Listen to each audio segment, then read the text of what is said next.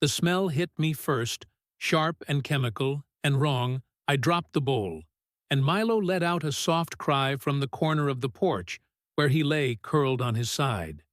His body trembled in short bursts, like he was trying to shake something off.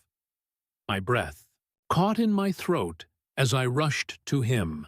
He looked up at me with glassy, unfocused eyes, his little chest rising in shallow, frantic motions. I gathered him in my arms and ran to the car, fumbling with my keys with shaking fingers.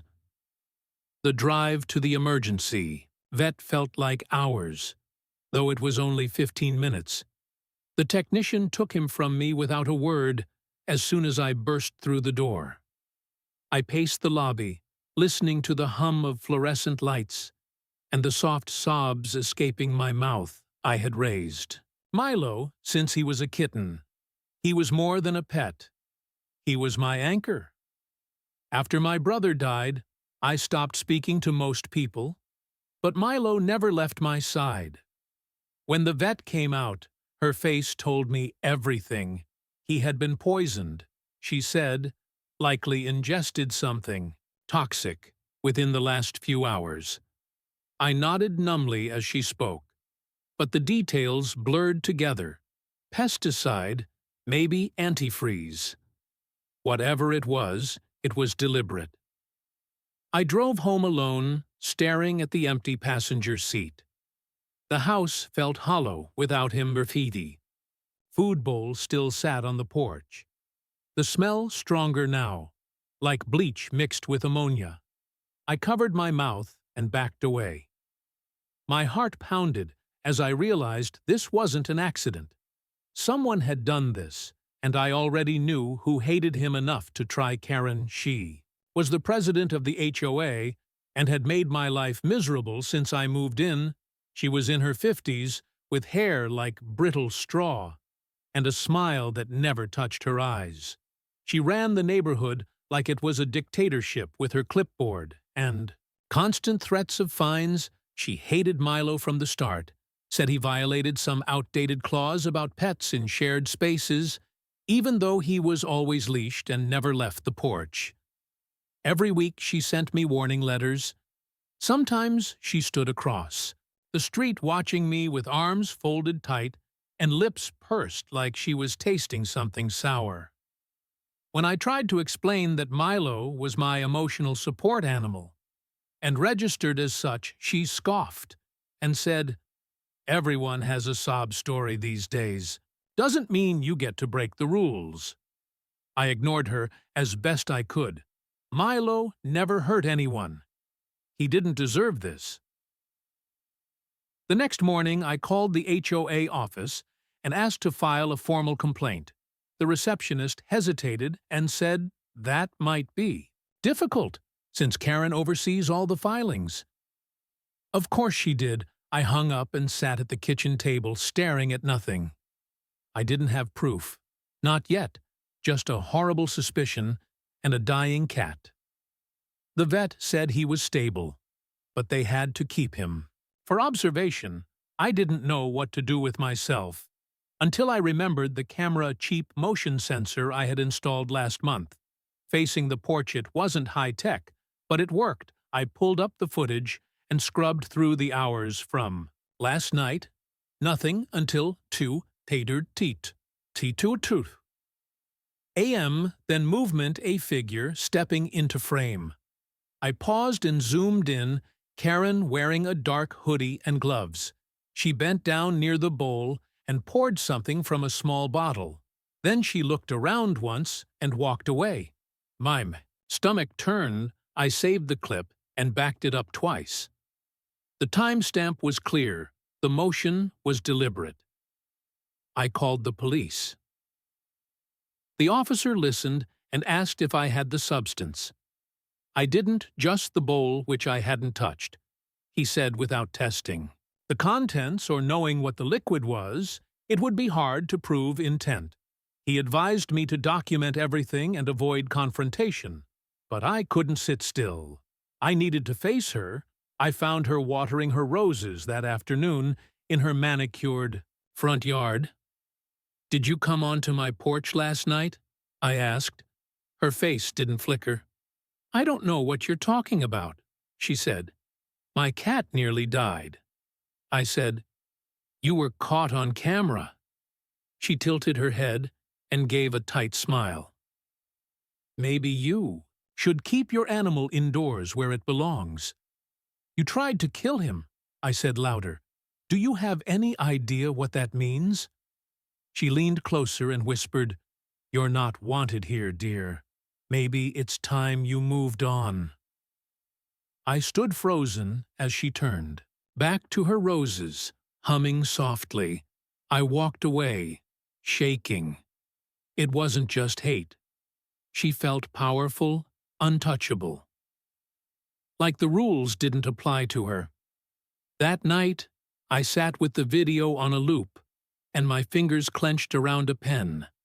I couldn't prove what she poured or make the police act. But I could do something else.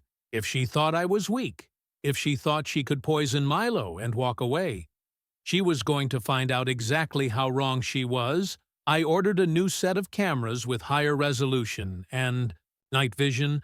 I set up motion alerts and covered every angle of the porch. This time, if she came back, she wouldn't just be seen. She'd be exposed. Milo came home the next day, weakened but alive. He curled against my lap and purred faintly as I stroked. His fur, his trust in me unbroken. My promise to him silent but unshakable. She would never touch him again, and when the time came, she would answer for everything. Every moment I waited was one step closer to her undoing. I just had to be patient, she thought. The cameras were gone. She didn't know they were watching, always watching. The footage played in silence, but the rage inside me was deafening. Kerren stood in plain view just after 2:30 a.m., her figure clear under the night vision. She wore gloves and the same hoodie from before. She knelt, slowly poured liquid from a small white bottle into Milo's bowl, then paused as if savoring the act. She muttered something I couldn't hear, but I saw her lips form the word. Stupid. She stood and walked off like she had done something righteous. I watched it 3 times. Then again. Each time the knot in my chest tightened. This wasn't some petty neighborhood dispute. This was evil. I sent the video to the police department and called the same officer who visited before. He sounded more interested now, but still cautious. "If you have the bottle, we can test it," he said. "But without that, or an admission, we can't press charges yet." I knew Kerren wasn't dumb enough to leave behind evidence. I'd have to be smarter. I contacted the HOA board I asked to present the video at the next meeting. They replied 3 days later with a polite but cold rejection. They said my complaint was under review and would be discussed internally. Meaning Kerren buried it or, worse, convinced the rest of the board to protect her. She had been president for 8 years and had a hand-picked group of enablers, people too scared to oppose her or too complicit to care. I posted the video anonymously on a local forum. No names, no location, just the footage and a title. Someone tried to poison my support animal last night. Within hours, the post went viral, comments poured in, people outraged, some shared similar stories, tales of neighbors who threatened pets or tampered with property under the guise of HOA rules. But none had footage. This clear. Still, I knew it wasn't enough. Not yet. Kerren started retaliating within days. First, it was a notice taped to my door. A violation for unauthorized porch decorations. Then a letter citing me for noise complaints, though I hadn't had a visitor in weeks. Then came the fines, 3 in 1 week, all for vague infractions, improper waste disposal, non-standard mailbox color, Even the potted plant on my windowsill somehow broke protocol. She was trying to wear me down, flood me with petty rules, until I snapped or left, but I didn't leave. I upgraded my camera system again, this time with cloud backups and live feeds. I installed a sensor that would alert my phone the moment someone stepped on the porch. I started documenting every interaction, every note, every fine. Milo stayed indoors now, except for brief supervised moments in the sun. He had lost weight, but his spirit remained. He still nudged his head against my hand, still purred when I touched him. I kept thinking about the first time I held him, so small and helpless, his heartbeat tiny and fast like a clock. He had saved me once. Now I would save him. I decided to speak with some of the neighbors, not the ones who smiled politely and kept their heads down, but the ones who looked like they had something to say and never said it. The elderly man across the street. Mr. Blanchard told me quietly, "I saw her near your house that night. I didn't think much of it." "I'm sorry," I told him. "It wasn't too late." He looked down and said, "She's made a lot of enemies, but most people are too scared to speak out." I nodded. I'm not. One neighbor led to another. I learned that Kerren had fined a single mom $500 for letting her kids draw chalk art on the sidewalk, that she had filed noise complaints against an elderly woman's oxygen machine, that she had told a teenage boy to remove his pride flag from his bedroom window, or face removal. It wasn't just me. She ran the neighborhood like her own kingdom, and anyone who challenged her was crushed, but no one had ever caught her doing something criminal. Until now, I compiled a timeline with dates, screenshots, letters, recordings. I even captured a short video of her yelling at my porch one morning, thinking I wasn't home. She said, "You want war? Fine. I'll show you war." Her face twisted with contempt. The clip was short but revealing. I added it to the file. Still no action from the board. Still silence from the police. I realized I had to be patient. Wait for her to strike again, because she would. People like Kerren always do. I prepared a new trap.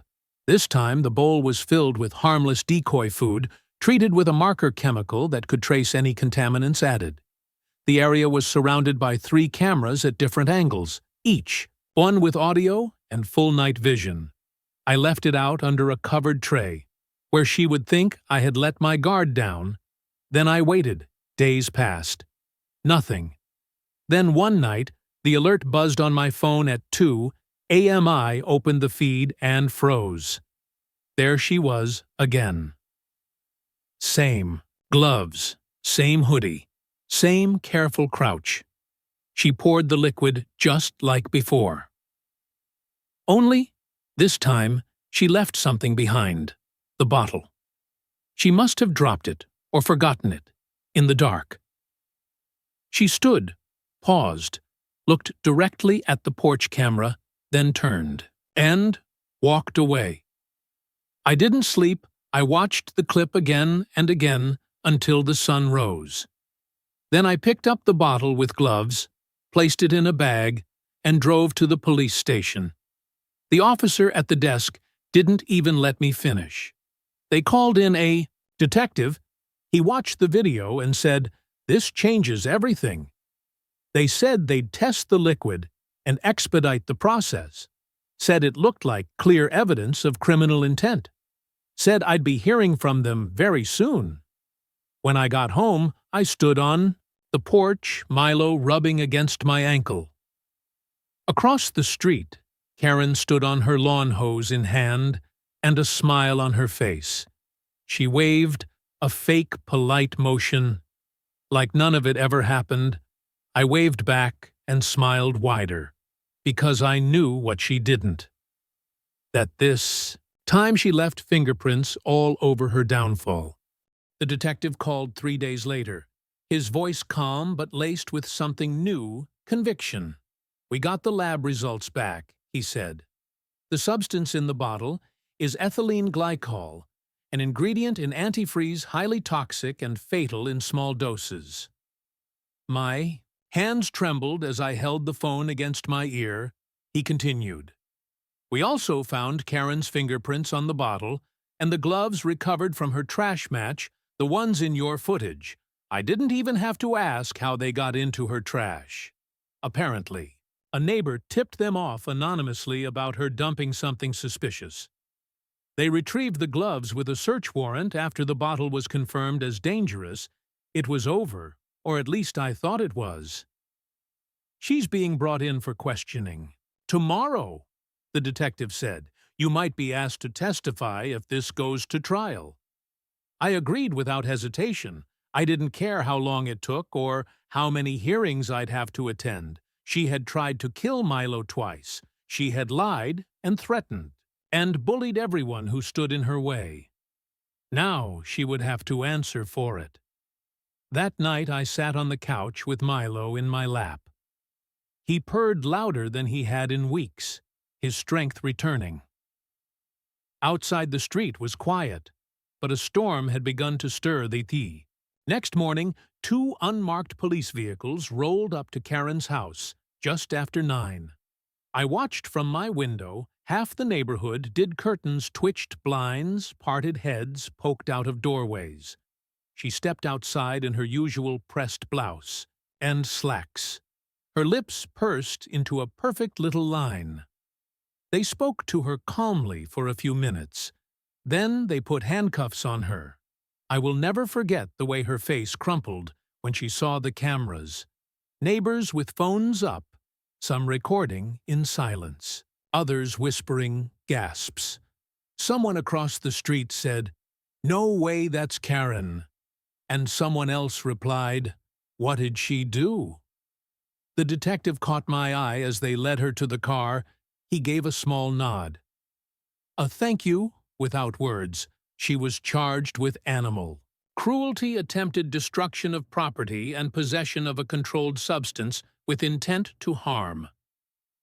The news broke within hours. Local papers picked it up first. Then an online outlet ran the headline, "HOA President Arrested in Pet Poisoning Scandal." The right CT. Footage I had captured was everywhere. Clips of her crouching in the dark, pouring poison into a pet bowl played on loop on social media. Some users zoomed in and added captions. Others made memes. One image of her with the words, "This HOA fine just got real," went viral overnight. Kerren became a symbol of unchecked suburban power gone wrong, of the cruelty that hides behind manicured lawns and passive-aggressive notes, but not everyone believed it. Some of her loyal followers on the board tried to claim it was a mistake, said she was framed, said the footage was altered. The police shut that down quickly with forensic reports and chain of evidence documentation. Still, the HOA remained silent. No apology, no announcement, just an emergency meeting scheduled. For the following week, I decided to go. I printed every document, every screenshot, and brought a USB with every clip. When I entered the meeting room, the board members looked like they had swallowed their tongues. Whispers rippled across the room, neighbors, filled every chair, and spilled into the hallway. I waited until they opened the floor. Then I stood and spoke. I told them everything. What Milo meant to me, what Kerren did, how I tried to handle it quietly at first, how I gathered proof, how she retaliated, how I almost lost the only living being that had kept me sane through grief. I didn't yell. I didn't cry. I just laid it out, stone by stone, until the weight of it crushed whatever denial they had left. When I finished, the room was silent. Then someone clapped. Then more, until the whole room echoed with it. Not for me exactly, but for the release, for the truth, finally being louder than fear. The board voted unanimously to remove Kerren from her position. Effective immediately, they issued a formal apology, said the HOA would be undergoing internal review and new election procedures. They even proposed a community fund for veterinary emergencies and legal support for pet owners. I didn't care about the policies, I cared that it was over, that she couldn't touch. Milo again, that her reign had ended not with a whisper, but with a bang, loud enough for the whole neighborhood to hear. But the best part wasn't the arrest, or the meeting, or even the cheers. It was the package I received a week later, an envelope with no return address. Inside was a single photograph, Kerren in county jail, orange, sitting on a bench, looking absolutely furious. Taped to it was a post-it note that read, "Thought you'd like a souvenir. I never found out who sent it, but I kept it framed." It sat on my mantel beside Milo's vet bill and the paw print they gave me the night I thought I'd lost him, a reminder that justice isn't always fast, but it is patient, and sometimes it purrs. Kerren pled not guilty. Of course she did. She claimed the videos were deep fakes, that I had faked the bottle, that someone was trying to ruin her reputation. Out of jealousy, but reputation is a fragile thing, and hers had cracked beyond repair. At the preliminary hearing, the prosecutor played every second of footage. The courtroom sat in silence, except for the faint scratch of pens and the occasional gasp. Kerren sat stone-still, arms folded, a tight line across her chest, like she could still control the narrative. Through sheer posture, I watched her watching me, like she wanted to burn a hole through my forehead. But I didn't look away. Neither did the judge. The evidence was overwhelming. The chemical analysis, the fingerprint match, the second video with her voice, clearly threatening me. And then the coup de grace. Mr. Blanchard's testimony. He stepped up slowly, hands trembling, but voice clear, said he had seen Kerren sneaking around my property. Said he had seen her on more than one occasion, removing letters from mailboxes, placing envelopes on doorsteps of people who later voted in her favor. The judge raised an eyebrow. The defense objected, but it was too late. Her world was unraveling, one thread at a time. Her trial was scheduled 2 months out, and until then, she was placed under house arrest with an ankle monitor and a no-contact order. Still, I took no chances. I moved Milo's litter box inside for good, added 2 more cameras, and carried pepper spray every time I stepped outside. But Kerren never came. Near again, she kept her curtains shut and her lights off. Most nights, the queen dethroned, no longer feared, only pitied. The community transformed almost overnight. People who had once kept to themselves began speaking up. The single mom whose kids loved. Sidewalk Chalk was now organizing neighborhood art days. Mr. Blanchard started walking outside again, wearing his old baseball cap and waving to anyone who passed. Even the teenager with the pride flag hung up a larger one and dared anyone to say something. No, one did. It was like the neighborhood exhaled after years of holding its breath. I started receiving thank you cards and little gifts, cookies, paintings of Milo done by the twins, 2 doors down, even a handmade collar from the woman with arthritis who never left her porch before. One day, I found a paper taped to my door, a petition.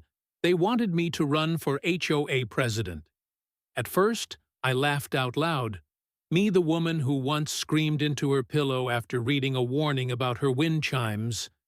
But then I thought about what it could mean, about what kind of voice someone like me could have if given the chance. I signed the form and said, "Let's see what happens." On the day of the trial, the courtroom was packed. Kerren showed up in a dull gray suit, her expression tighter than ever. She didn't look at me once. The prosecution laid it all out. Her pattern of abuse, the intimidation, the poisoning, the manipulation of HOA power for personal vendettas. Her lawyer flailed, tried to spin it as a misunderstanding, as overzealous enforcement as mistaken identity, but nothing stuck, because the jury wasn't blind, and Kerren had finally run out of mirrors to shout into. The verdict came back in just under 4 hours, guilty on all counts. The sentence, 18 months, in county jail, plus 5 years, probation, and mandatory psychological evaluation. No more gardening gloves, no more notes, no more threats, dressed as policy. Just steel bars and a jumpsuit. She didn't cry, didn't scream, just stood there like she still couldn't comprehend that the world had moved on without her, that her throne was gone, that the people she ruled with fear now laughed behind her back. And then came the final twist. Someone from the courtroom uploaded a video from the back row. It showed Kerren being led away in cuffs as she passed the gallery. A voice rang out. Not loud, just clear. It was the teenager from down the street. He said, "Hey, Kerren, your HOA violation is showing." The room burst out laughing. Even the bailiff cracked a smile. The clip went viral within hours. Thousands of shares, tens of thousands of likes. Someone remixed it into a song, a pop beat with Kerren's confused face, edited to blink in time with the music. Milo became a symbol too. People sent fan art. Someone started an account called Justice Cat with daily photos of rescued pets and stories of community wins against toxic authority. It blew up, and every time I logged in and saw another comment, another post, another meme, I felt something I hadn't felt in years. Peace. Not just because Kerren was gone, but because I had fought, and I had won, one ordinary woman with a camera and a cat. And now the final twist. At the next HOA election, I won in a landslide, unopposed. The board turned over, we rewrote the rules, made the fines transparent, and the appeals fair, encouraged block parties and pet registration and open meetings. The community changed because someone stood up and said, "No more." Milo sits beside me on the porch now, healthy, alert, a little fatter than before. He watches birds and chases shadows and sometimes just curls up in the sun like nothing bad ever happened, and I let him because he deserves that peace. Just like we all do. Every now and then, someone still asks, "Whatever happened to that Kerren lady?" And I smile and say, "Oh, she's resting in a quiet gated community these days with no porch decorations and no cats allowed." And Milo purrs like he gets the joke too.